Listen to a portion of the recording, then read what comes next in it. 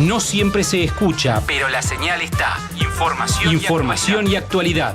4 horas, una sola tarde. Señal de ajuste en AM 1390.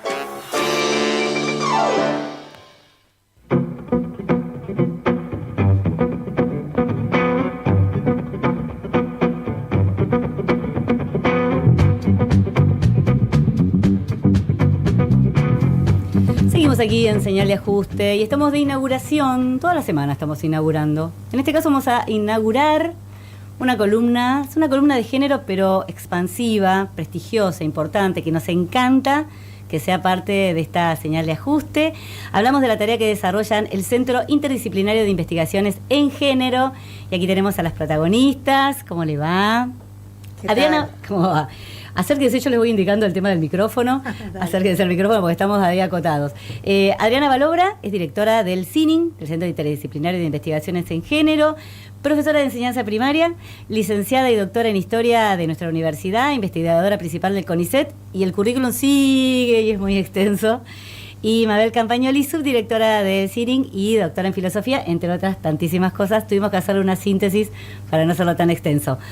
Pero bueno, nos encanta que vengan, que nos traigan todas las investigaciones que ustedes están desarrollando y sobre todo también saber exactamente cómo nace este centro de investigaciones, ¿no? ¿Cómo surge?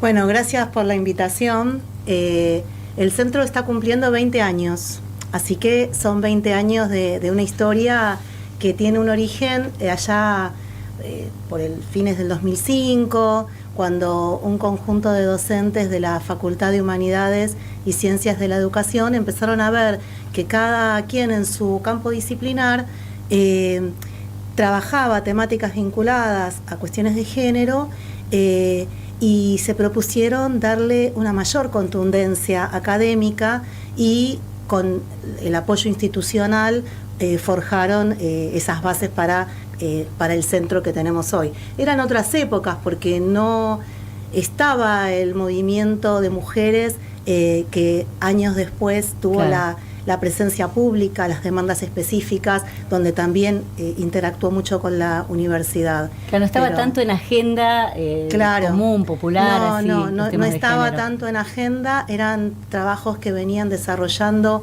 desde la investigación y desde la docencia, docentes que, bueno, luego dieron su aval para hacer el centro. Ya cuando nosotras asumimos hace 10 años la dirección, el contexto ya era otro, la universidad ya era esta universidad que trataba de hacer pie en las problemáticas del feminismo y de articular demandas sobre esos temas, ¿no? Claro. Y Mabel, ¿cómo los temas, voy a hacer preguntas así como algo torpes teniendo en cuenta que hace mucho que está constituido el centro y demás, pero uno imagina esto, tantas investigadoras, tantos temas, ¿cómo hacen, cómo ordenan, ¿no?, todas esas investigaciones? Bien, bueno. Si es que pueden. Por un lado, retomo de lo anterior, que justamente la primera época implicó disputar legitimidad, porque en nuestros distintos ámbitos dedicarse a cuestiones relativas a género y a feminismo no estaba bien visto. Es una tonalidad que ahora empezamos a ver de nuevo, ¿no? Después del ascenso que mencionaba Indy. Y respecto del ordenamiento, en realidad no hay uniformidad. Eso va ligado a que, por un lado, es interdisciplinario el centro, y en este sentido los proyectos están siempre transversalizados por cuestiones de género y de feminismos, pero van problematizando diversas cuestiones. Aunque sean, por ejemplo, yo vengo de la filosofía y mi proyecto reúne principalmente a gente de filosofía, pero no exclusivamente. Entonces se van dando problematizaciones en las que pueden converger distintas disciplinas. Lo único que diría como señal sí de posición política dentro de los géneros y los feminismos es que adherimos a un transfeminismo, o sea, un feminismo no excluyente y que piensa las cuestiones de género en ese sentido. ¿Y eso fue siempre así? Pensaba, hace 20 años quizás empezaron investigando más centrado en las mujeres. Pensaba en los encuentros de mujeres, por ejemplo, donde se generó esa discusión, digamos, hasta definirse plurinacional, que fue toda una discusión al interior de los feminismos. Bueno, del mismo modo se va dando en el propio ámbito académico. Las discusiones se van resolviendo a lo largo del tiempo, emergen, a veces están más encapsuladas, a veces se ponen más sobre la mesa, y en este contexto ponerlas sobre la mesa como una decisión política también que atraviesa las decisiones académicas es importante para nosotras. No hacemos una perspectiva de género excluyente, pensamos que necesitamos pensar en términos relacionales, y esa es un poco la apuesta, ¿no? Se da la discusión en la medida que también se hacen discusiones académicas y políticas. Claro. Sí. No, pero era solo una acotación, me parece súper interesante esto que están planteando, porque me parece que hace muchísimo más rico cualquier investigación, profundiza un montón, ¿no? Tener como esta suerte de pelea y tironeo también en algún punto. Es que es un poco lo que decía recién Mabel, todas las temáticas vinculadas al género surgen con una suerte de estigma de que son politizantes, ¿no? Ideologizantes, divisionistas, o sea, hemos atravesado distintas etiquetas, tanto como otras posiciones que no asumen que son también posiciones políticas. Por supuesto, tenemos distintas estrategias en el campo académico para un ejercicio de reflexividad, de control de las estrategias de investigación, de trabajo, de reflexión, pero partimos del supuesto de que como sujetos estamos situados y construimos conocimiento situado. Entonces, desde ese lugar, el carácter político no puede negarse, por más que algunos lo quieran negar, y se coloquen como sujetos neutrales, objetivos, todopoderosos en un punto. Entonces, bueno, creo que eso es un poco la característica que atraviesa la lógica de nuestro centro, y además estamos hablando, cuando hacemos investigación, hablamos de sujetos históricos, sujetos políticos, sociales. Cuando tratamos entre nosotras, estamos hablando de personas. Entonces me parece que eso es lo que también tiene una característica del centro, pensar en términos de relaciones humanas, y en ese sentido también es la apuesta no excluyente, digamos. Claro. ¿Y cuáles son las principales líneas de investigación? Las tengo acá anotadas. Se vino con el machete. Sí, porque a veces la historiadora se olvida. Pero bueno, tenemos como líneas de investigación vinculadas a género y política, género e historia política, género y trabajo, biopolítica, educación sexual integral, políticas educativas, y se van incorporando nuevas temáticas que en general son las que consolidan y las que permiten darle aire las nuevas generaciones que van asumiendo las postas en estos temas, y tenemos desarrollos más recientes, pero bastante consolidados en cierto sentido, sobre masculinidades, feminismos materialistas no fundacionalistas y perspectivas transfeministas y sexodisidentes.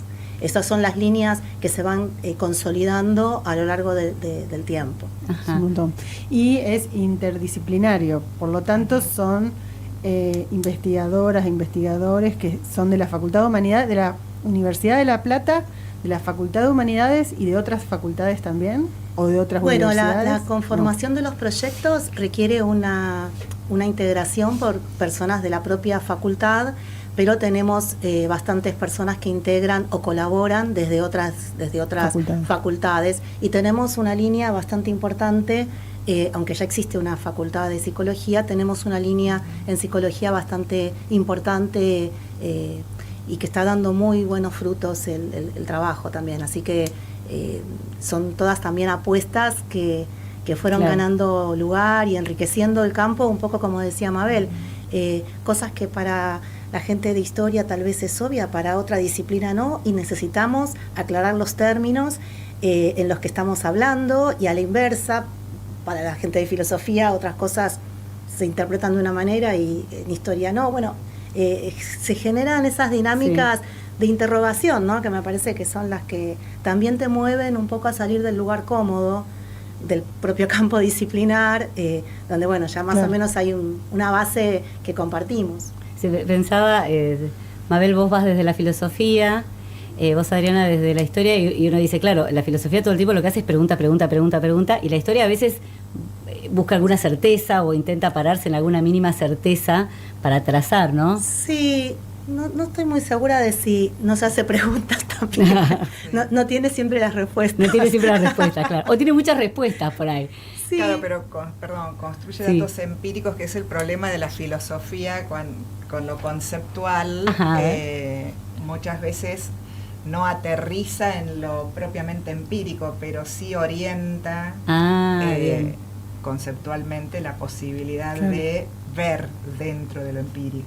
Digo, en eso lo planteaba, como que son disciplinas que por ahí tienen algunos puntos distintos, pero se pueden ir como nutriendo. Sí, son también disputas en los propios campos disciplinares, porque la historia tampoco es esa historia del siglo XIX positivista, de hechos, donde las fuentes prácticamente eran los hechos y donde todo el trabajo estaba ensimismado y se intentaba escribir una narrativa de acontecimientos, figuras, fechas. Es decir, hay una problematización del campo desde ya hace muchas décadas.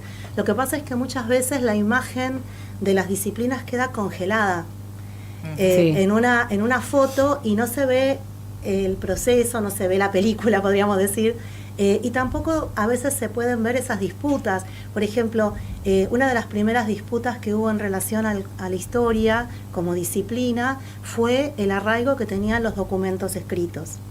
Y apareció también ahí toda esta problematización de cómo la historia oral podía también hacer aportes para la investigación histórica. Pero eso fue todo un proceso, porque cambiaba el sujeto donde vos estabas posicionada en la disciplina. Ya no pasaban a ser esos grandes hombres que habían dejado testimonios escritos, sino que la palabra de personas incluso que no estaban en esos espacios institucionales tenía validez, y eso cambió los sentidos de la interpretación histórica y de la construcción histórica. Bueno, así han ido sucediendo muchísimas modificaciones, y son disputas que se dan en el campo, que a veces, bueno, no tiene por ahí mucho sentido para... No llegan a la disputa física, ¿no? No, disputas. Bueno. Habría que ver. Algún antecedente puede haber. Estás ahí. Pero bueno, me interesaba pensar, a partir de una investigación, cuál es la intención del centro, cómo la han ido canalizando, ¿no? Cómo la han ido exponiendo, aprovechando, ¿qué camino hace esa investigación? Para darse a conocer. Para darse a conocer y quizás para poder utilizarla en algo concreto, aplicarla. Tomo pensando desde la experiencia en relación con la filosofía, la primera vinculación es estrictamente académica, en el sentido de retroalimentar investigaciones e incidir en la docencia, en la formación, digamos, de grado y de posgrado, ¿no? Que las cuestiones, los aportes que van surgiendo en las teorías contemporáneas, el marco en el que yo trabajo ampliamente es biopolítica, bueno, esos aportes para pensar el presente, ¿no? La biopolítica contemporánea, el capitalismo, etcétera. Pero también eso va vinculado a otras líneas como son la extensión, la divulgación, y en este sentido muchas veces haciendo conversatorios abiertos a todo público, o una experiencia de compartir el visionado de una película y orientar el debate, para ir llevando los conceptos a una aplicación más concreta para todo el mundo, digamos. Claro, está bueno. No sé si tenemos también mucha experiencia, como decía Mabel, en tareas de extensión del más diverso tipo. además de tener proyectos de extensión relacionados con ámbitos escolares, con agrupaciones de mujeres con las que hemos trabajado distintas temáticas. También realizamos múltiples actividades, charlas, talleres en escuelas, en agrupaciones, más allá del proyecto de extensión acreditado por la universidad. Es una tarea bastante intensa, que se hace con carácter voluntario y gratuito, pero el centro tiene mucha experiencia en esa tarea y, como decía Mabel, una apuesta importante a la divulgación y también a todo el trabajo para convertir nuestras investigaciones en materiales también accesibles al grupo, o sea, al cuerpo docente de cualquier institución. Hemos hecho muchos libros, materiales de actualización, con recursos didácticos. Con las publicaciones. Claro, tenemos publicaciones que son específicamente académicas y que tienen todo el rigor y los requisitos del propio campo para que sean reconocidas y legitimadas. Y además tenemos también mucho material que está destinado tanto a divulgación en un sentido muy amplio, por ejemplo, participación en documentales, en entrevistas, en distintas cosas. Sí. De hecho, tenemos una pestaña en nuestra página que se llama Recursero, y ahí están todas las intervenciones que hemos ido desarrollando a lo largo del tiempo, para que cualquiera pueda acceder a ellas y utilizarlas como recurso en el aula, en un taller, en una agrupación. Es decir, son materiales abiertos al público y que están construidos desde nuestra experticia, pero tratando de tener un lenguaje más accesible, sin tecnicismos, claro, pero donde eso esté también como sustento para, como decía Mabel, abrirnos a pensar esta realidad a partir de esto que nosotras estamos investigando, que no está fuera de la realidad. Claro. No estamos en la Torre de Marfil, digamos. Sí, han hecho podcast y, digamos, mucho material que está muy bueno. Está muy bueno.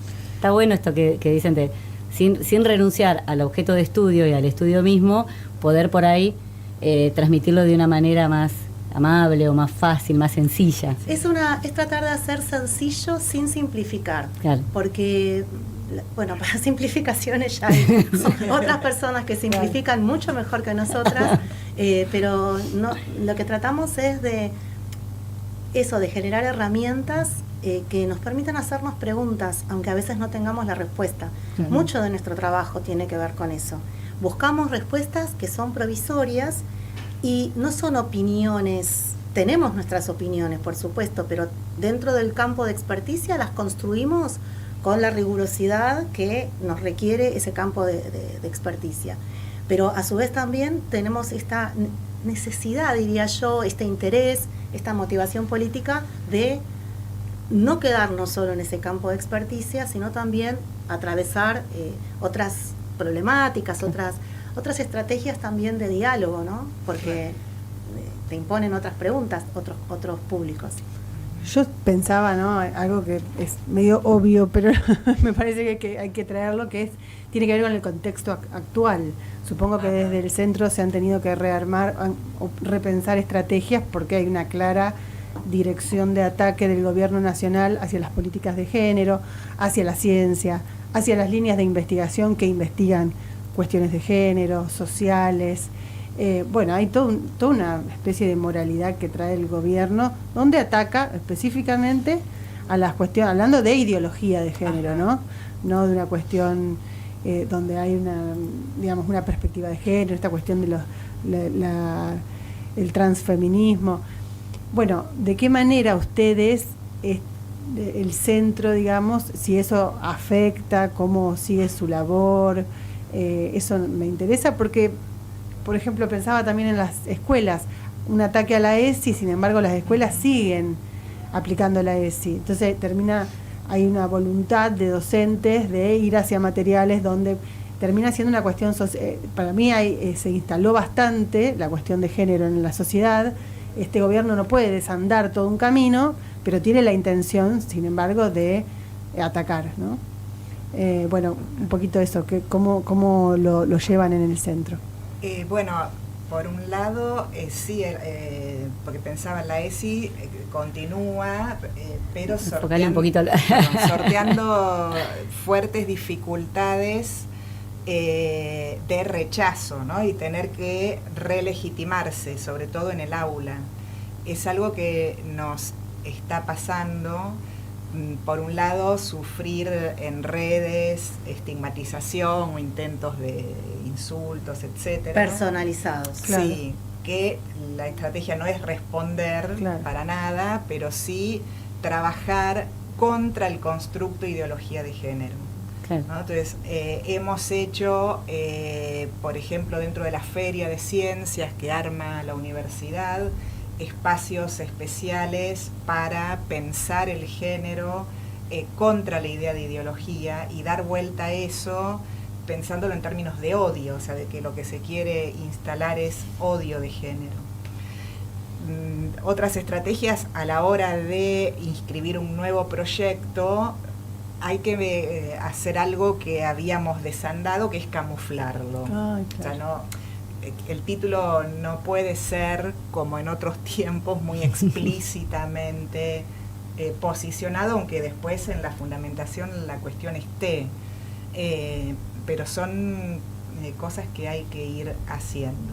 Y lo que sí sufrimos en un campo, digamos, no solo por género, sino por el espectro humanidades, ya problemas con becas disminución de investigadores. Además de los ataques individuales y de la cada vez menos consideración de la temática de género para una presentación en beca, ya no son líneas estratégicas, ni requeridas, ni importantes. Entonces ahora tu línea tiene que estar ajustada a una convocatoria que tiene que ver con intereses en este estado del gobierno nacional y que no tienen mucho que ver con las temáticas de género, nada. Entonces vos tenés que ver dentro de esa línea cómo inscribís tu trabajo de género, porque no es que vamos a hacer otra cosa. Claro. ¿Cómo lo resignificás en ese contexto? También tenemos, el problema, como decía recién, para nosotras un puntal fundamental son las nuevas generaciones que traen nuevos aires, que consolidan nuevas líneas de investigación y temáticas. Pero a su vez esto se sostiene sobre la base de un sistema científico que en este momento ve reducida la posibilidad de consolidar trayectorias porque, por ejemplo, los ingresos a carrera, hace 2 años que se están dando ingresos a cuentagotas de gente que pasó todo un proceso de evaluación, que fue considerada para que pudieran ingresar, en este caso a CONICET, digamos, y ahora ven totalmente cercenada esa posibilidad porque en algunos casos se les ha dado una continuidad a la beca que tenían, si es que la tenían. En otros le dieron el alta, pero ¿qué pasa? No es lo mismo la estabilidad del que entra en la carrera de investigación que la estabilidad que tiene una persona con una beca. Los derechos que tiene una persona con una beca no son los mismos que cuando vos ya entrás en la planta de investigación, para la que tuviste que hacer todo un recorrido de mucha exigencia y mucha apuesta que de repente se ve truncada. Estamos en este momento sintiendo ya las consecuencias de estos últimos años con estos recortes, con estas nuevas agendas que rechazan temáticas vinculadas a género porque priorizan otras. Es decir, hay un proceso que estamos en este momento empezando a sentir con fuerza y hay también si a todas las personas que estamos viviendo esta situación a veces parece irreal. Sí. Están con su preocupación, esto a nosotras también nos afecta, claro, y a los equipos también. Hay una sensación, casi te diría como una angustia colectiva. Sí. Me parece que ahí hay algo también para trabajar, ¿no? Sí, pero acá está el espacio para poder compartirlo. Nos parece súper necesario que traigan, ¿no? Que se venga acá el Centro Interdisciplinario a poder contarnos lo que vienen haciendo. Por eso que todos los lunes vamos a tener mucha información en ese sentido, así que les agradecemos la presencia. Muchas gracias a ustedes. Y ya son parte del equipo, así que el próximo lunes aquí del Centro Interdisciplinario de Investigaciones de Género, Adriana Valora, Mabel Campagnoli, muchísimas gracias. Gracias. Gracias.